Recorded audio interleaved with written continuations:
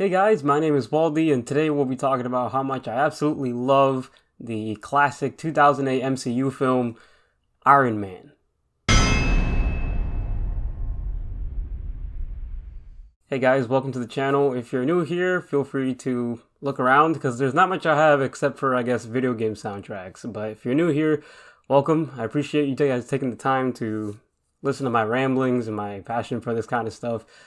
This is something very different compared to what I usually do. I usually only just upload video game music on this channel, and I don't know. I was thinking about it a lot, and I was like, maybe I should start sharing my love for movies because there's a lot of movie reviews going around, a lot of opinions on things, and I was like, maybe I should just get into that scene of like just sharing my thoughts, not in a way that's like scripted, because I feel like almost every movie review out there is just like the scripted mess of like critiques and criticism and nothing but that, and obviously that has its own audience. But for me, I don't know, I like to keep things more chill, more just, I don't know, just sharing my thoughts, and if you guys agree with them, that's what these videos are about, is to share the love and passion that we have for movies. And what better way to start off than with the MCU movie that started the entire MCU franchise, that came out in 2008. So let's talk about it. So recently I got this organizer server thing called Plex. If you guys don't know what that is, it's basically the server that you can set up at your house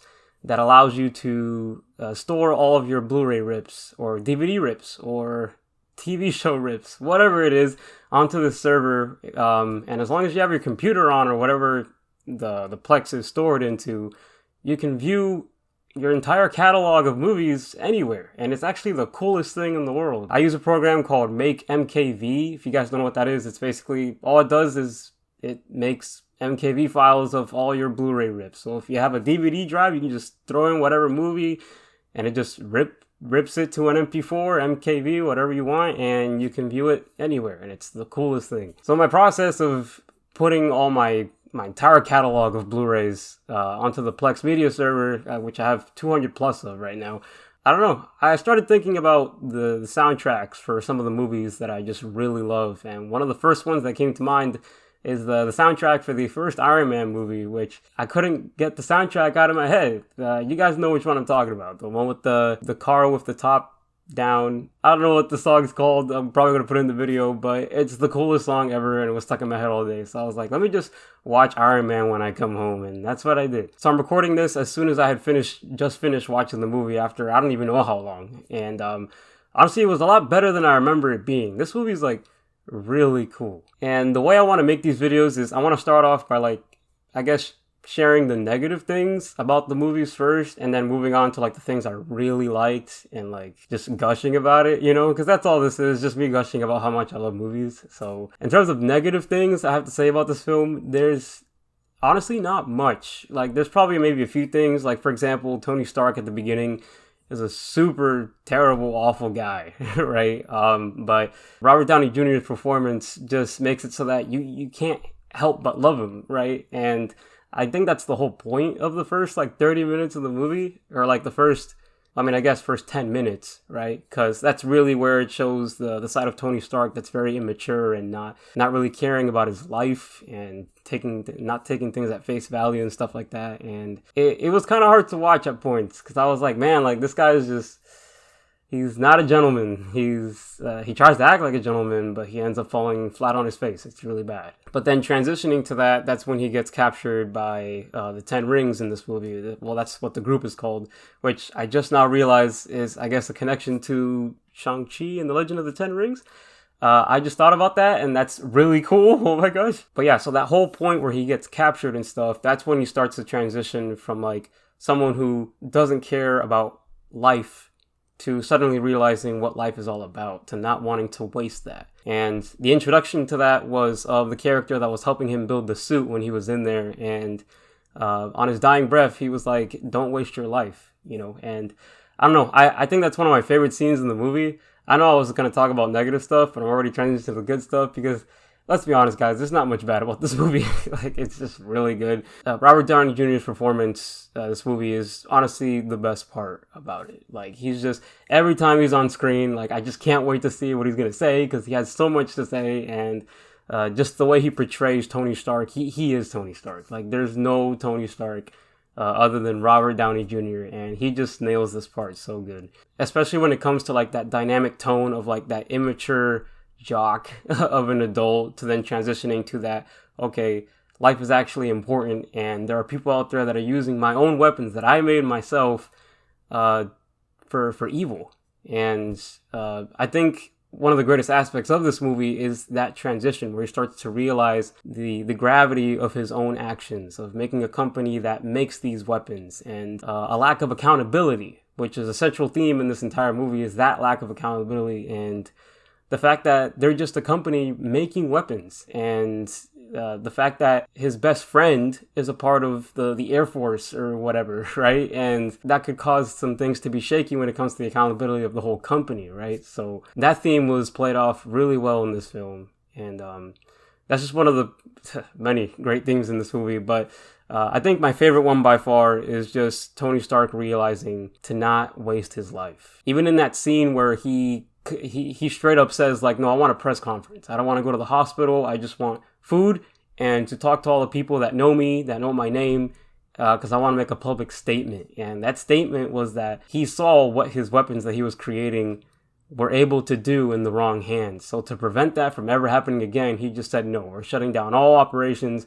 We're not doing this anymore, period, blank, right? So that was like one of my favorite scenes in the entire movie. I thought that was really cool. Now, obviously, if you have a multi-billion-dollar company like Stark Industries, saying things like that is going to come with huge consequences. Now, obviously, that's what the character Obadiah was the central focal point of that aspect of, hey, like, we're a company, man. We make money. We make weapons. We're ironmongers. That's what he said, right? And which is obviously a foreshadowing of the mech that he ended up building. But in Stark's eyes, he didn't see it that way. You know, for the longest time, he probably did. But as soon as he got out of that rut and decided to use weapons for good, after seeing all the evil that people were able to use with those weapons, he was like, no, like, that's it. We're shutting it down. So that aspect of his character was, it was great. It was awesome. And Robert Downey Jr.'s performance, like I said, it's almost like every line he says is a joke. And I don't know if that's a good thing or a bad thing, but just the way he plays off that character is just so intriguing. And I don't know, every time he's on screen, it's just the greatest thing. I don't know. Couldn't have casted a better person, in my opinion. When it comes to like the characters of the movie, obviously Tony Stark is the best one. Like, there's no contest, right? But Pepper Potts is, without a doubt, one of my favorite, like, I don't want to say heroine characters, but I guess female characters in the MCU. She's super supportive. She's always been there for Tony. Even to the point where she's willing to quit her own job just to save Tony's life, which that point in the movie, I'm sure you guys know what I'm talking about. That was one of the best scenes, was when Tony asked Pepper to do a favor for him, which in his mind, he knows that she's always going to do it because she's always been there for every situation with him. She understands the gravity of the situation and knows that if he goes through with it, he's going to die. And obviously, Pepper doesn't want that. So what does she do? She just quits. She doesn't want Tony to get in harm's way, and she doesn't want to be the reason for why someone that she adores a lot passes away, right? So mad props to the actress that played her. Incredible. And she does an even better job in the later films and stuff like that. But in this one, she was super charming. I loved her. And yeah, she was really cool. Another character was the Obadiah's character. Now, Obadiah was a pretty cool villain. Like, it's funny because people don't really talk about Obadiah ever, because he was like, he showed up in one movie and then that was it, right? And his whole arc was like, we build war machines, and if we don't build war machines, then why are we a weapon building company stuff, right? Like, that's I don't know what that was. But yeah, so that was his whole arc, was making sure that Tony didn't go through with this whole shutting down the company thing, because his whole point, or like his whole agenda, was to basically take Stark's throne as the head honcho of Stark Industries, which obviously he felt wrongfully was taken away from him, because since Tony Stark was the son of the Stark, then that's who it would be passed on to, you know? So he kind of felt like cheated. He knew that he was the one that was always alongside his father throughout thick and thin and stuff like that. And then here comes Stark, a grown man, right? And he takes up the mantle. The entire movie is just his mission to like make sure that Tony Stark is dead, right? And we can find out at the end of the movie that from the beginning, the whole reason he was even captured was because of him. That he authorized the 10 rings to just capture Tony so that he could be executed, right? But the 10 rings is a greedy bunch of people, and they were like, you didn't tell us about Tony Stark. If we knew it was Tony Stark, it would be the wage of all this would be a lot higher, right? So that's just how evil works, right? You do evil, and then you suddenly see something that could be more, and then you just want more. Such as the gravity of the world today, right? Yeah, like I was saying, Obadiah's character, awesome. The actor who played him, and I apologize if I don't know the names of the actors in these videos that I make, but I'm not a huge like Hollywood know all the actors' names kind of guy. Like I just watch the movies, right? I only really know most of the popular actors, for example, Robert Downey Jr., right? So. Yeah, no, he played Obadiah super well. You can't go wrong with a villain with a bald head. Like he has a menacing voice to him. He did a lot of nasty stuff, like using the temporary paralysis button or whatever the heck. Like that's kind of scary if you think about it. Like I would never want to be caught in that situation where I'm just like not able to do anything for like 15 minutes. Like that's kind of scary. So, and then he went on about like, oh, it's a shame that the army didn't authorize for us to use this or something like that. And I'm like, yeah, because it's kind of like evil. It's like not cool, right? So, but then again, we use weapons, which I guess can be used for evil. So I don't know. Even the whole Ironmonger suit at the end of the movie was just, it was awesome, right? Like, the whole movie was setting up to that. I feel like the first 2/3 of the film was just mostly focusing on Tony's own agendas, right? Because we go from him being the egotistical person at the beginning of the movie to understanding the value of his own life, to then understanding the purpose and the role that he has in the life that, you know, he's willing to live. Which in this scenario is to make sure that the weapons of mass destruction don't get into the wrong hands. And if it does, then he's the one that's going to clean up the work, because apparently the military in these movies don't care about that. So in a way, I guess you could call this movie more of a vigilante film, because, I mean, that's pretty much what Tony is, vigilante, right? The only difference is that he's super rich and he's able to make these awesome suits, which, if we're going to talk about that for a second, are so good. The CGI in this movie is awesome. It's super good. And there's one thing I wanted to bring up that maybe not everybody's going to agree with, but I like to bring it up anyway. But the CGI in this movie is... there's a word I like to use for it, and it's called grounded. When you see things like a metal suit on somebody and it's taking flight and it's taking a beating or it's throwing punches and stuff like that, I expect some weight to be put into that with the appropriate sound effects to make it seem like it's actually happening. This movie is full of that, and it's so good. It's really grounded CGI work, the sound effects, just everything is just awesome, and it makes you feel like Tony's actually in that suit. Unfortunately, that's something a lot of the modern day movies lack. So most of the modern movies don't have that sense of like realism with the punches and the flight and the suits and everything like that. And it's kind of a shame, because it's really cool in this movie. It reminds me of like a Pacific Rim situation. For those of you that have seen that movie, like the way the CGI is built up with the suits and the big mechs, everything's very slow, right? And there's a lot of weight in every punch, and all the sound effects come together to make it seem like it's real or like it's there, right? The newer films, everything's going very fast, and every movement feels very fluid, and it almost seems fake. I don't know how else to describe it, but that's basically what it is, you know? Now, obviously, that doesn't undermine the quality of those movies. Like, those movies are still really good. The CGI is still really awesome, but... it's just that it doesn't have that same punch, you know, and that's what this movie had. It had a lot of grounded CGI, and it was awesome. One of my favorite scenes in this movie is when Tony gets Mark II and he takes flight for the first time. Everybody loves this scene, but it's just so cool, man. Like, and the music in this movie is so good. And it sucks because that composer in this movie never came back for any of the other ones, so... you can imagine my huge disappointment when I saw Iron Man 2 and I heard that none of the awesome rock set pieces from like the first movie came back, and I was like, man, like they had a good theme song going,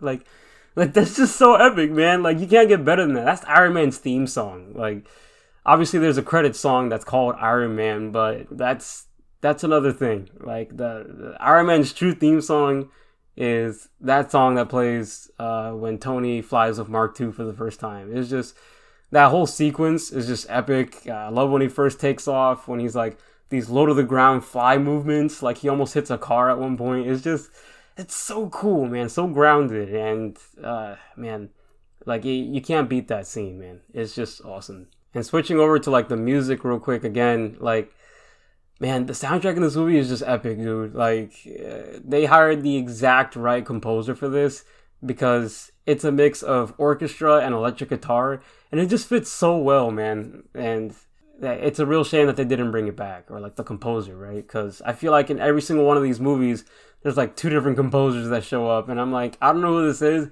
Where did the other guy go that did a really good job? Like, he's just gone, right? So it's a shame that MCU does that with a lot of its movies. But in this one, man, that composer really knocked it out of the park. It's one of the best soundtracks in any superhero movie ever. No one can tell me otherwise. It's really good. Now, to talk about the ending of this movie, I thought it's honestly one of the best endings ever to any superhero film, because we're led to believe that every superhero is meant to have a secret identity. And before I even watched this movie, that was my mindset. Like, there's no way that anybody could know who the real Superman is, or who the real Batman is, or who the real Spider-Man is. And all these superheroes, they need a secret identity to protect the people they love and stuff. But so when I first saw this movie and I saw that Tony Stark just said, "I'm Iron Man," like, my mind was just like, wait a second, like, how is this gonna work? Because that's not how it goes. Every superhero needs a secret identity. Like, what about Pepper? Like, what about her safety and stuff like that? But yeah, and that's another thing too. He didn't even ask Pepper about like his input on something like that. I think it was just one of those things where he had an impulse and he just ran with it, right? And it was great. Yeah, probably one of the best endings ever. And I'm probably gonna say that a lot in a lot of these videos. Like, that was one of the best things. One of my favorite that. Like, I apologize. At this point, I'm just gushing, and hopefully you guys agree, and then you guys can gush too, because it's so good. But yeah, that ending just threw me for a loop, and honestly, it was the best way to go off, because that was the first MCU film after all. So to hype people up for the following films, they had to do something like that, like the whole revealing of the identity. And now that keeps us wondering, like, okay, so what's going to happen now? Like, how's his life going to be after the fact that now everybody knows he's basically a superhero? If they had to choose any ending to go off of for the MCU, that was it. And Jon Favreau was the one that directed this movie, and props to him. You can definitely tell the love and passion that he put into this movie. Even today, he's doing a really good job with all the work he's doing, so hats off to Jon Favreau, because he's the man and he knows what's up. And I mean, I don't know what else to say about the movie. Like, it's awesome. I love the fight scenes. I love the CGI. I love the characters. The music's incredible. It's one of the best in the MCU. Probably the best in the MCU, if I'm being super honest here. It's an overall really good movie. If you guys haven't seen this, do it.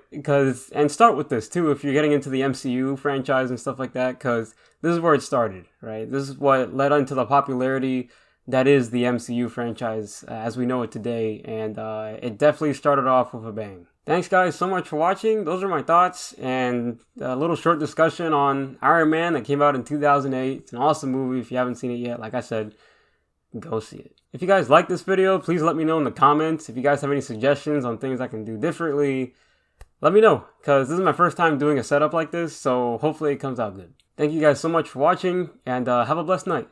Take care.